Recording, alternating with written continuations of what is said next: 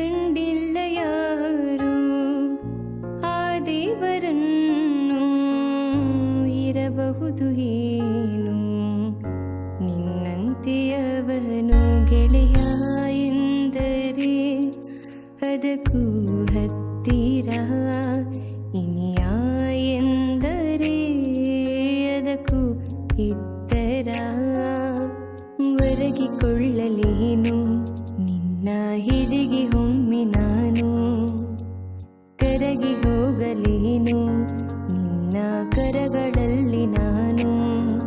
ಯುಗದಾಚೆಗೂ ಜಗದಾಚೆಗೂ ಜೊತೆಗೆ ಸಾಗುವೆ, ಕಡಲೆಲ್ಲವ ಅಲೆಸುತ್ತುವ ತರವೇ. ನಿನ ಸೇರುವೆ ನನ್ನೊಲವೇ.